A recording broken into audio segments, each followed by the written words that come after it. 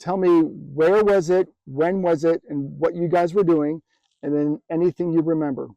Well, we lived up Middle Fork Holler. It's outside of Paintsville, Kentucky. So my buddy and his grandpa, they own some land up through there. So we were on his papaw's land, and we went up there to go swimming at a little swimming hole we created. And we were on our bikes. We were riding up there. Nothing out of the ordinary. Just beautiful day. We get up there, play around. Like, well, we realized it's time to come home. It's about dark time. So we start coming back down the holler, and we start hearing noises up on the hill, rustling in the trees. I'm like, what would that be? And we both looked up there, and we slowed down a little bit on our bicycles, and we seen the trees rustling, but didn't hear anything. And then we started hearing slap, slap, like slapping around. I'm like, well, what in the world is that? And then we heard a big thump. And we came up on this big bird in the middle of the road. We're like, what in the world? Where'd this thing come from? And of course, at 12 and 11 years old, we didn't know what this was. And I was a little scared of that fact myself. I didn't know what kind of bird this was, but it was dead, and it was laying across the whole road. And I got on the other side of it, and my buddy, he stayed on the high side. And we were talking about it and like wondering what it is and where it came from. And we kept hearing that noise up in the trees up on that hill. And I told him, I said, man, I think whatever, if that is going to come down and get that. He said, you think? I said, yep. And he comes around to my side of the bird. And we're still looking at this bird. We can't, for some reason or another, take our eyes off that bird and just get the hell out of Dodge. So all of a sudden, I look up and I see this big black mass standing up there, but I don't know if it's standing, if it's sitting, or what it's doing. I'm like, well, I said, we should go. And he's not even looking up. He's looking down at the bird. And all of a sudden, I look back up, and that thing grabbed that tree, and I could see fingers and a thumb. I could see the thumb. And that's when I realized we're in trouble. I said, we got to go. Then it was too late. He swung down, hit the side of the hill, hit the road, grabbed the bird, under the arm it went, and it took off. 2 steps later, it was out of sight. And then we hauled ass. So that's when we got back to his house, and we looked behind us, and nothing was following us, nothing was going on. And we got up on his front porch, and his papa was up there, and we kind of didn't have to tell him anything. He said, y'all saw it, didn't you? And then we looked at him and said, saw what? He said, well, and that's when he started telling us his story of what he saw, what he felt, how he felt being watched and being looked at, and when he was up there doing some logging. And we told him what we had just seen, what we had just saw, and what happened to us. He said, yeah. He said, it's still up there, I guess. And he then, right then, called it a Bigfoot. I didn't even fathom that, in fact, until he said it. Even though of what I just saw, how I saw it, how it took off, the fastest thing I ever seen. What did it look like? It was pure black. The only thing I could see as far as skin was right here, right in the mouth area, the mouth in the region of the bridge of the nose. Mm-hmm. And I want to say eyebrows, but they were just as black as the rest of it. And what color was the skin? It was brown. Mm-hmm. It was a kind of a tan brown, kind of a little bit like what I got here on my arms. And that's the only indication. But I never seen the eyes.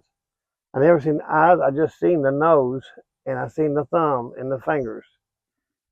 And when he stepped, I seen the legs. That's when I realized this thing's moving. It's coming down here.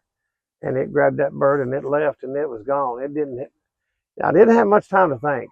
It was as quick as you blinked your eyes, turned your back, and it was over with. What did the nose look like? As I said, just a kind of a flat head nose, but it had a bridge to it. It did have a bridge to the nose. It was standing up slightly. Was it a hooded nose, like a human, or more like a gorilla?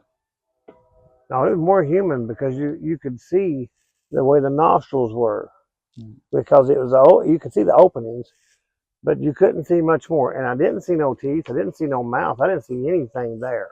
Mm. That's why this thing scared me. It scared me more than if it would have spoke to me, I guess. Because there wasn't nothing there.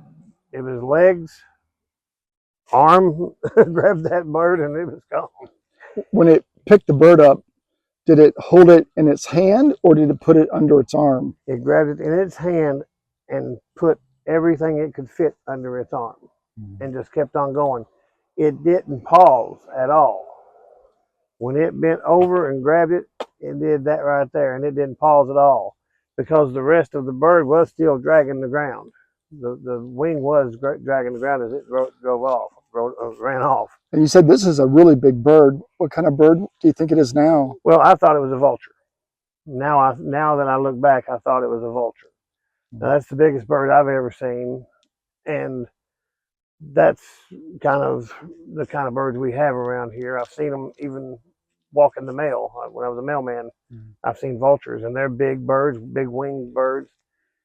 And that now, looking back, that's what I thought I saw laying there. But it was dead. It didn't move again either. And it was wings from side to side of that road, of the logging road. It's a logging road, yeah. Yeah. The creature, was the hair long or short on it? It was long. Long. That's why when I was looking at it up there on the hill, I couldn't really see nothing. It looked like just a mass. Mm-hmm. And then until it grabbed that tree, I seen fingers. So we talked earlier about how close you were to the bird and how close you were to the Bigfoot. Can you describe again your location to the bird and your location to the Bigfoot? Well, like I said, when we were on the opposite side, both of us were on the opposite side. We were probably 10 or 15 feet away from the bird. And when that Bigfoot came down, it came down on the opposite side of the bird. But now he had changed places and was on the side with me. Well, that's where the Bigfoot came down, grabbed the bird, and then took off. So I was 10 to 15 feet away from the bird itself. And the Bigfoot kept its distance on the other side of that bird. But it grabbed it. When it grabbed it by the body. And the head and everything just went under its arm. But it was dragging that wing. It was dragging the wing. It didn't collect it all. Right. And start collecting it all. It put it underneath with a hand and arm and gone. Did the Bigfoot look at you? No, never did. It never did. Not even up there on the hill. It didn't look. It just shot down, grabbed it, and it was gone. I know you said you were how old at the time? I was 12 and he was 11 years old, yeah. 12 and 11. It's a long time ago. Did you tell anybody else except his papa? No, because we probably wouldn't have told him if he didn't tell us. I see. Because we didn't know what to tell you. I mean, even when I was 30 years old, I didn't know what to tell you until I started realizing what it could have actually been. I'm like, wow, really? So I really did see a Bigfoot. I'm sitting there saying that to myself now. I don't care, who knows? And I got ragged about it, I've been in the Navy and stuff like that. People get on you, but I didn't care. Yeah. I actually saw one. So you've told this story many times since then. About 3 or 4 times. I mean, not too often. Not too often. Not too often. And the stories remain consistent, I guess. I try to not embellish nothing. I try to tell what I know is truthful. Whatever it appears to be, whatever it is, whatever it wasn't. If it ain't a Bigfoot, that's fine. If it is a Bigfoot, that's great. But I believe in all of it. I believe in UFOs, I believe in Bigfoot, and I believe in the paranormal. So, and I believe in the Lord. And all these things, you say, well, you have to believe in these things. But have you seen it? Have you seen it? Have you seen it? Well, I've kind of seen everything. I've seen a UFO. I've seen a Bigfoot. I've seen a ghost. I think I've seen a couple of miracles dealing with the Lord. I saw a guy walk right through a prop and never get killed. So I've seen some things that would change my mind about certain other things Mhm. and make you a believer. A lot of people don't want to believe until it comes up and kisses them on the cheek. Right. Well, that may not happen, but if you don't look, you'll never see it.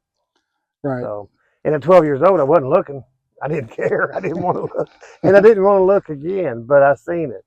And this is near Paintsville. It's about 25, 35 minutes outside of Paintsville. It's Mhm. called Middle Fork Holler.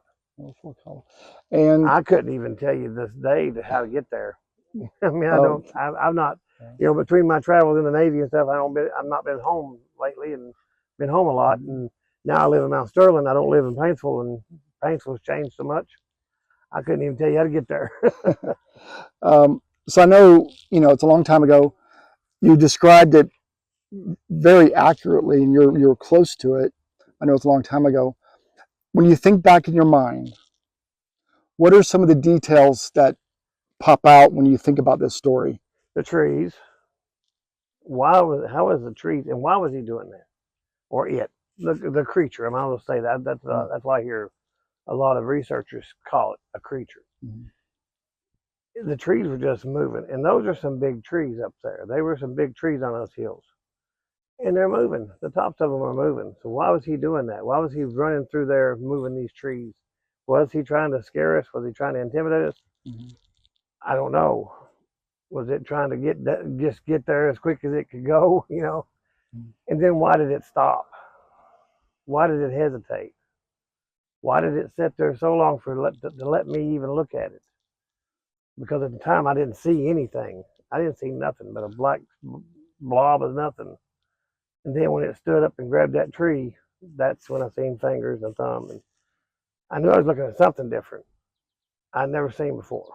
See, I want to see a bear again. We go to Tennessee all the time to see bears. Last week we saw one almost get ran over. I'd love to see deer again. I got deer fever the time I was hunting. But I don't want to see one of these again. No. Yeah. Well, that's a great story. Thank you so much for sharing that and taking your time. You're welcome.